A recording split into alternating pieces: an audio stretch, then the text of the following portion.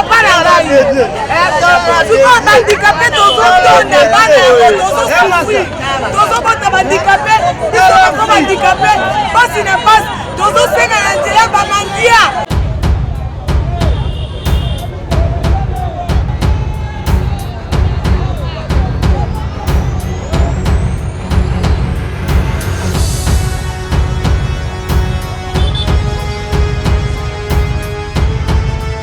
Biso oyo tozali ba handicapé, oyo tozali bongo na ba catégorie nyonso, bokomona ba Lolanda, bokomona ba Ebosono, bokomona ba Ndundu, bokomona ba bato ya mikuse, ba ndeko oyo balobaka te. Biso nyonso tosangani mpo na cause moko ba personne handicapée. Eza na moto moko te akoloba mie koleka personne handicapée ye moko.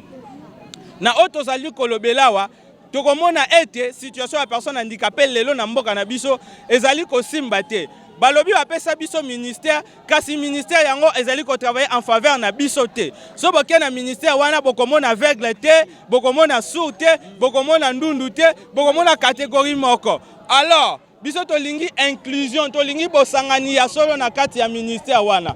Tolingi aussi kati ya ministère wana eke ministère wana ezala molobeli ya solo ya ba personne handicapée. Ba centre d'hébergement na biso lelo ezali susu ata mingi te. Bazali koyiba yibango. En plus de ça opezali ezana ba état moko ya délabrement très avancé. Et puis li susu likamwa mendicité. Mendicité ekomi eloko moko na ko expliquer yango te. Bino moko botambola ka bomona kana banzela ndenge mendicité ko est-ce que bozana posa gouvernement o ekoya to vivre kaka yango. To sali ba démarche auprès du président de la République. To lingi de président ayamba biso et te le belé makamo biso to sengel nango pour la personne handicapée. Maman première ministre, maman Judith. To sengi na également yépe ayamba biso to lo belaye to kiki ba yami la personne handicapée. Est-ce que na katwana ba yoki bandeko basu? Est-ce que na katwana ba yoki bandeko bandundu? Est-ce que na katwana ba yoki bandeko ba parce que chaque catégorie a sa spécificité na ye. To lingi ete ba spécificité nyonso eza la prise en compte to lo bana maman première ministre pe to lo bana président. Pour ceux qui ba yoki biso te et que gouvernement est bimi batie kaka bato basengeli pona biso te biso pe tokozala na nzela tokosala o biso tokoki kosala pour que boka biso soki bokoboma biso toyebi te suka na biso soki ekozala nini.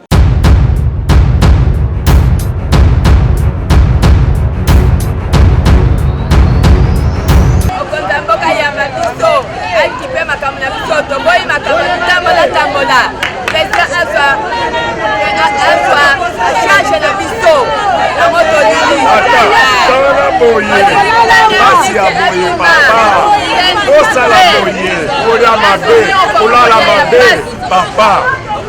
papa président monsieur Kisekedi oyokala biso mawa te papa tosala nini mpona mboka oyo tosenga katokoma bamandia bayokela biso mawato bamandia président tolobi papa yo sala likambo mpona biso ozala pays ya riche mpona nini ntango tomonaka pasi tozala bamandia mpona nini président kanda likambo na biso tozala posa président yo na tokutana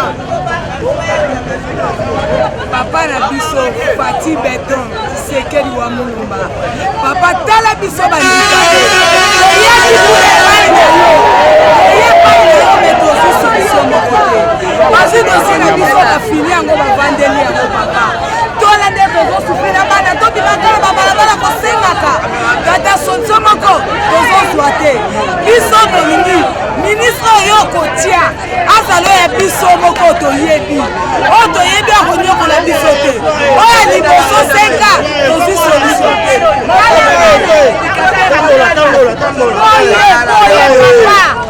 oye papa na ngai souvent bandicapé tozotona bana tozosufrir tozobota bandicapé biso bako bandicapé pasi na pasi tozosenga na nzela bamandia souffrance ya boye tobaye tonobi cette fois-ci biso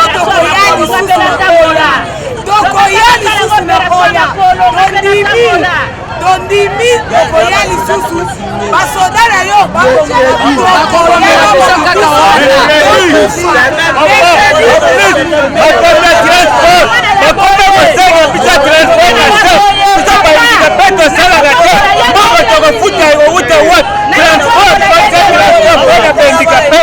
transport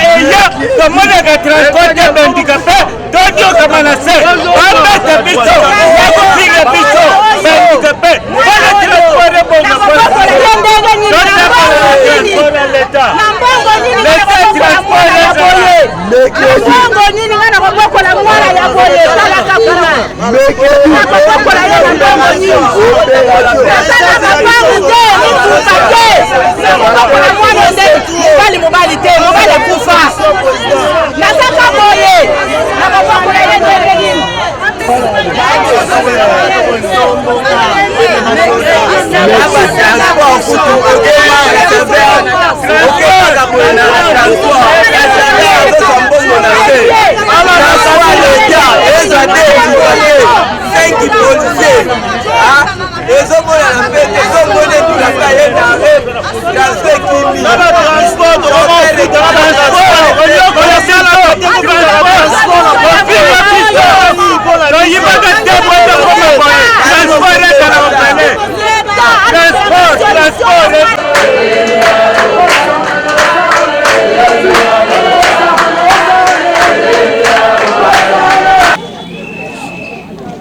yango boza komona oyoki ne ndeko na biso avec alobi boyoki yango bien abi même na biso pe ba surtout za ko ba minute il faut boyoka biso tozali ba handicapé en général groupe par groupe tozali na 5 groupes ya catégorie ya ba handicapé tolingi séparation te biso tozala uni bomoko tosengi la premier ministre andima koyamba biso na 5 groupes ya catégorie ya ba handicapé wana ayamba kaka seul groupe ya ba handicapé monteur non andima biso nyonso en général toute sorte ya catégorie ya ba handicapé premier ministre ayoka biso ayoka besoin na biso ya ba handicapé andima koyamba biso point tozali batu ba congolais toza ba étranger te biso ko dominer biso tango nyonso pona nini mokili mobimba bazolanda biso awa pauvreté elati biso ba handicapé ti lelo pona nini eza malamu te lelo tolobi yango toza na posa besoin ya ministère ekufa te mais muto batieli biso na alongwa tolingi na biso ye te tolingi ye te tozwi mosala te eloko moko te na kati ya biro na ye omona kaka suru kaka moko suru wana objectif neza nini kuna abi na ye bateloko batiela ngai awa abi vi na ngai na mona yango mote abi basuru bazali ebele bazosouffrir eza malamu te toza na posa ya motu wana yatiaki biso te tolingi ye susu te ministre wana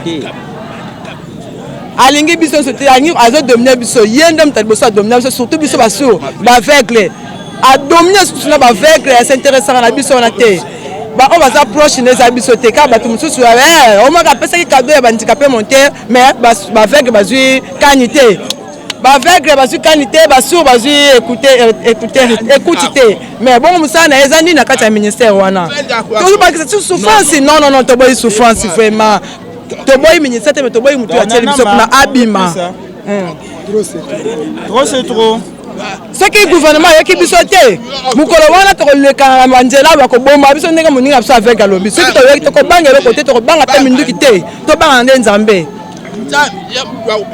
biso nde nzambe mutokobikisa biso. En fait, nous voulons que le président de la République et puis la première ministre puissent nous recevoir chez eux afin que nous puissions leur parler ce que nous avons à cœur.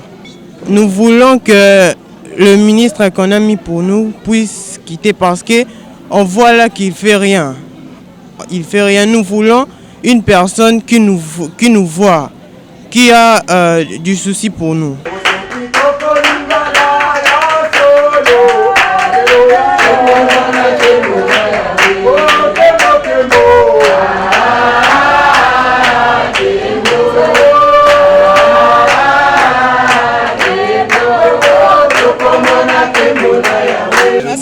Pour la réclamation nanga ezabo biso bendikapé tozo souffrir tozo mona passe makasi tozo lia na maboko ya bato kolia na biso photo senga kolia na biso photo senga kota na biso photo senga pe ko senga la bazo kabelo mbongo bazo pamelo na kombo na Yesu atendre tozo tala ke na Congo président na biso Fati azali tozo souffrir makasi tozo senga pa mo continue biso a aider biso bendikapé toko ba ndenge mona baninga na biso o bazali na mboka bapaya ndenge bazo sepela Handicapé oyo bazali na kati ya bapoto bazo sepela bazo zambongo chaque fin du mois.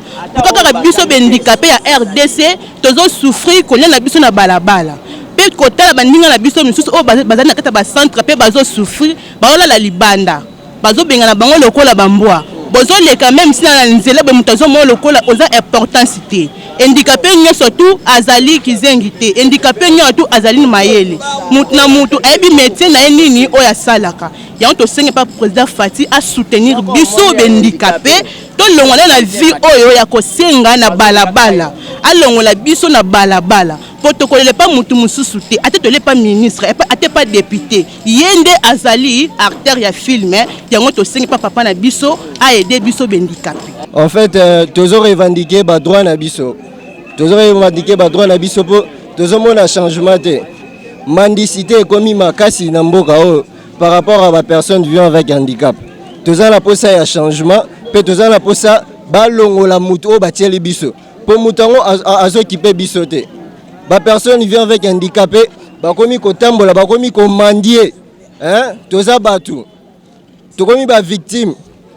Bazo bwaka biso libanda botala na ba centre ne bazo bwaka bandeko na biso libanda neye bazo négliger bango toza batu lokola batu nyonso lokola loi lobby toza tous égaux donc président atele la biso likambo oyo non wana bayambi une partie toza na 4 catégories ya ba personnes vivant avec handicap basa la injustice te tolingi injustice te tolingi bazwa chaque partie chaque personne vivant avec handicap ba consulter biso nyonso tout elongo toza la possibilité bazwa mutu boye catégorie boye te non tolingi te toza tous unis toza ba handicapé en général ne bakaboli biso toza handicapé albinos toza handicapé sourd toza handicapé aveugle toza handicapé boité toza handicapé menteur donc toza la possibilité ya changement wana tolingi président de la république azela biso yango na mama na biso ya sika bauti kozwa mama oza mama lande eloko na ndenge ya kimama soit juste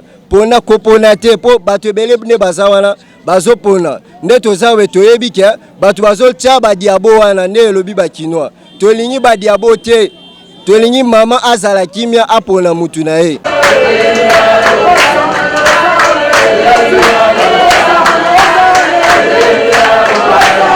Toye na nzela en tout cas toza na kanda makasi surtout ngai na tongaka na 7e mairie message na nga nazopesa na mama ministre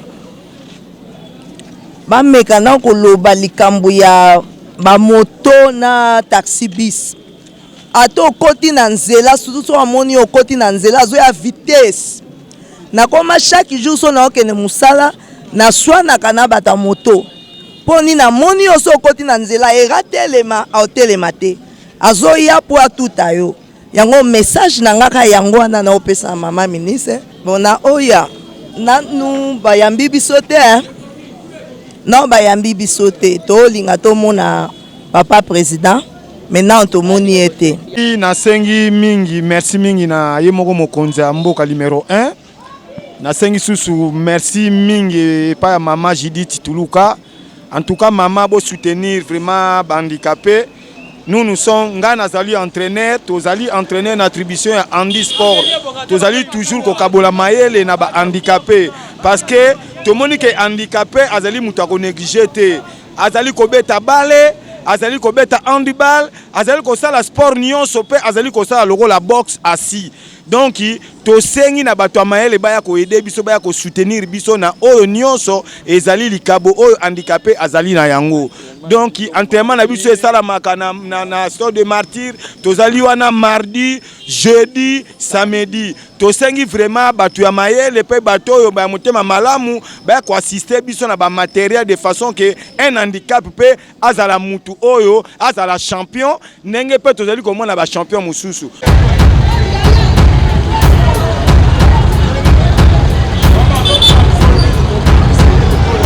na ndenge tozali awa bakipaka biso lisusu te baonéglige biso tokomana mpenza bisengasenga ese mokonzi na biso ya mboka azali awa te mokonzi na biso ya mboka ndenge ayambi biso koyamba biso te mercredi tokutana na ye mpenza fakafaka alukula biso solution bana biso baza lisusu bien te baza bien occupé te Lembi makasiti.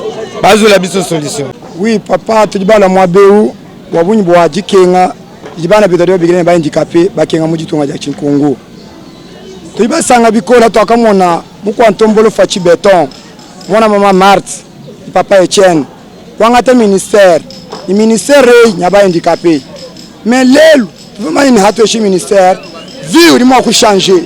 Mais vie ezo changer kaka kana nu changer to. Boaching na shinzambi wa mujuru sanga haju mwana jina ngamga chimwa bantu metetu lelu tu ni ministère tutuke ngaba itani hatu ni ministère kibalu kai tujibalu makulo kujila kuji president wetu fachi beton atwa kijila koko umba koko meyetu mema ni mwana mji mwanzambi lelu bena mashiba benda munjili kibali batuta bena handicapé bashala handicapé mais we mwana bena machine makwambula benda ya machine ndutatu mais poaching président kwena makumva kujira kwetu kutujira butuku ni munyi na chakatu ni capacité ka kufika mabuji to mais tututa ku bisage kwa kufila information bwa president to akijila umva ko kujira kwetu bwatete tusanga mu batu bonse parce que tete wotu zana ba congolais kichishingwa jetu jonse tutulomba ku president wetu atumvila koko mama premier ministre mama ngutumanye kuja kwa bana mama ngutulamba mulwesu bwa kumaini mwana limwa kuja chimpanyi mwa kuja chibi hadi mama mbwa tusanga tetu bonse leke la gata ulula kwa bantu nyebe njishinga bwani tetu bonsu batu akijila tumona disanga bwa tuonda kongo je kumpala twasagijila me nyame mwana bet na njila mpamba ve betu ba handicapé boke mwana bet bima mosha mpamba donc bet kana valeur ve na to la bantu nyonso bete ko lomba bete kwe lomba bubwa imundu ana kabila ngembasha tape angeve yo ina bet ne kutelama na ntola papa Fati ya indula mpashi na betu akatula bet na mpashi ya bete mona ya indula betu akatula bet indula betu akatula bet na mpashi ya bete na mona vraiment bete na bana bete nyoka mabana mpila kutanga kelve banzo ya kufutila bete kukave kana ngeme kumatana transport ngeme matampira boke ina ngeboki mampamba neti mbwa moshi mpidiai yo ina bet meloma na papa vraiment awila bet mawaya sala ina fe sala mpila ba pays ankake salaka sa bet mbilujingu na bet ovanda bien mambo yetu kwa iko tuko na teswa sana tuko na lazima ya mkubwa wa nchi atushikie vraiment tunateshwa wa miaka mingi tangia tupataka independence handicapé haya kwa na maisha mzuri tuko nateshwa kulomba kama kulomba utakula unatenda kulomba kule biko na kutukana batasema kitu yote na ya mubaya juu ya handicapé tuko marginalisé alors papa tunaomba ke marge bengine tusikie ke handicapé bengine bepita kule mwapoke ko ya iko tu nusu tu afungu tu kidoko tu ya batu nyebe bepita kule handicapé tuko ba 4 catégories handicapé shi tuko hapa tuko tibo tunazani mutafuata ba déclaration yetu albinosi hapa nasema mimi motere niko nasema sura nasema aveugle nasema donc hapa tuko tana tu confondi même les valides vulnérables tuko biko na shie hapa baba utusaidie tuko nateshwa tuko batoto shia tuna ruhusa kusomesha watoto ku université hawa tutupende ku université kwa kufanya nguvu batoto biko tuna peut-être na matesho biko pata biko ishia tu ku niveau tu ya diplôme d'état lama tufundishe watoto ku université haiko marge ministère d'affaires sociales vraiment tuko na tesho papa tuko na lazima leo tufike kule tukoone mais kazi hivi kubana ulitoka njoo tunasema tulete ba declaration imamu tusikie vraiment tuapenda maisha yetu ibadilike tutoke kwa maisha ya mateso tunachoka kwa mateso wanyumba kulipia tuko nalala nje tuko nalala njala au kula iko tuko nateswa vraiment babo tushikie mimi naita kujina ya papa Nodia Fura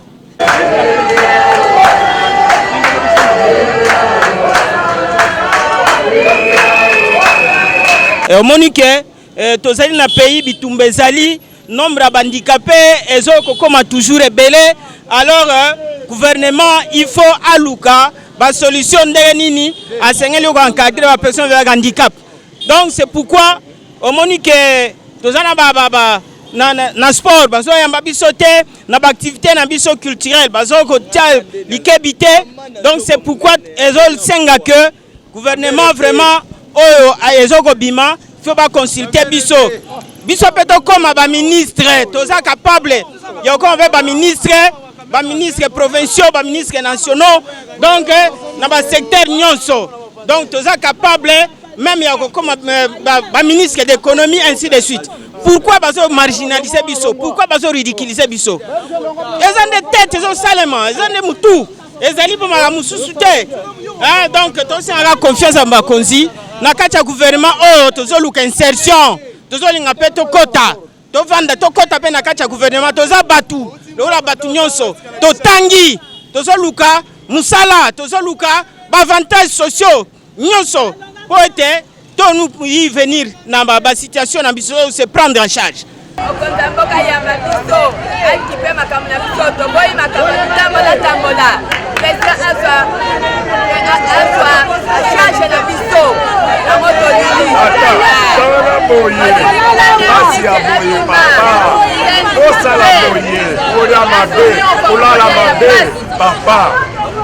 Papa président, mais c'est qui s'est dit. Pour nous, la biso mawate.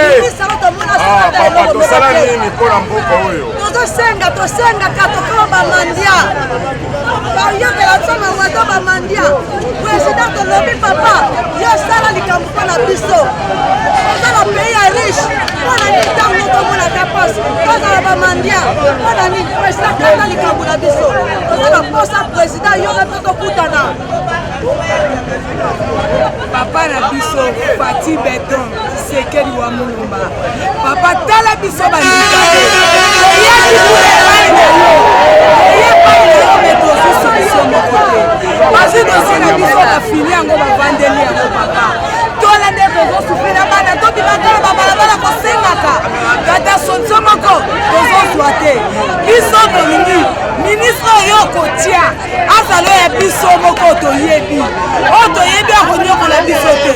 Oya liboso senga tozi solution.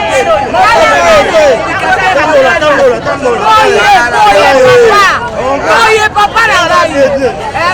Tuko bandikape tozo tone bana tozo souffrir. Tozo bota bandikape, tozo bandikape.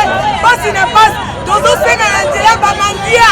Souffrance à Boto Baye, Baye Tonobi.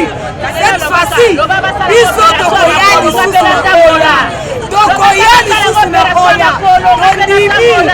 Tondimi tokoyani susu. Basoda na yo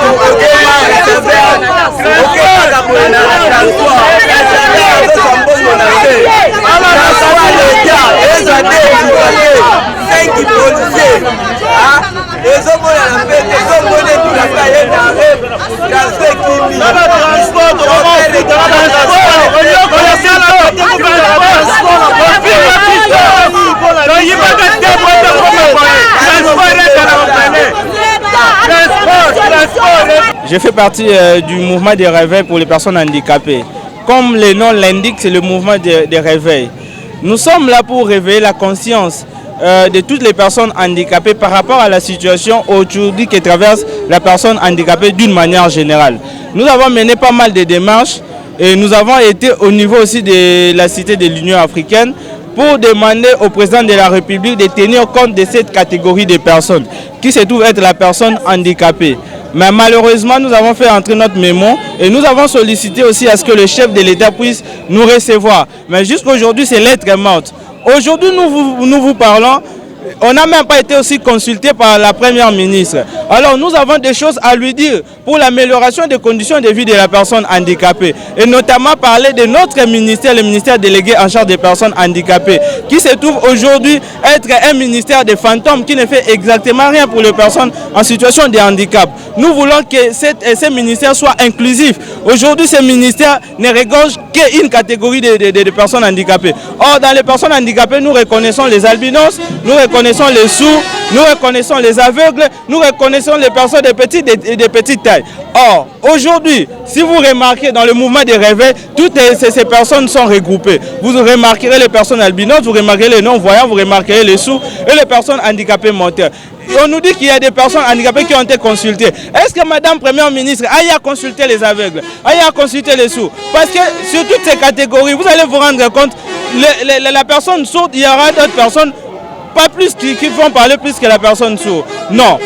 Parmi les non-voyants, vous remarquez qu'il n'y aura pas de personnes qui vont parler mieux au nom des non-voyants si ce ne sont pas les personnes non-voyantes elles-mêmes. Donc nous réclamons à ce qu'il y ait l'inclusion d'abord au sein de ces ministères, qu'on place à ces ministères quelqu'un de notre choix. Rien pour nous, sans nous. Nous voulons assez que les choses qui vont se passer, que nous-mêmes nous puissions être à la base. Et nous sollicitons aussi les états généraux pour ces ministères de personnes handicapées. Donc on ne nous amène pas à nous révolter lors de la sortie du gouvernement. Parce que le gouvernement va sortir bientôt là. Nous ne voulons pas que nous puissions nous retrouver comme on le fait maintenant là, dans la rue, pour réclamer, pour contester encore la décision du chef. Alors, nous insistons à ce que le chef de l'État puisse nous recevoir, question de lui dire, même Madame Première ministre, nous demandons qu'elle puisse nous recevoir pour que nous puissions lui dire le vrai problème des personnes handicapées.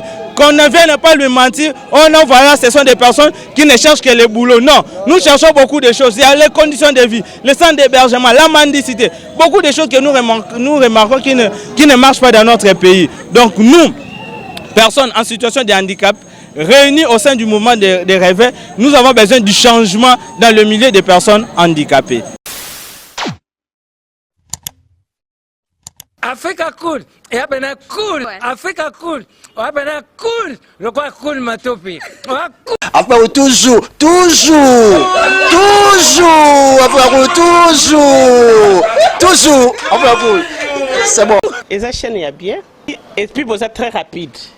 Et ça très rapide. Et ça chaîne mon co, bah quoi ça a bien confiance. En tout cas, nous avons na bato oyo nanu ba souscrire bazwa. Donc, eza vraiment net oyo ba lobakaki boka lelo, lamba lelo, lia lelo. Vous voulez le Congo pour que le Congo devienne cool, pour suivre les cool analyses, alors revenez et abonnez-vous massivement. Bobozana moana, massivement. L'Afrique cool donne l'information en temps réel et en temps chirurgical. Si tu ne suis pas, tu as la crise cardiaque.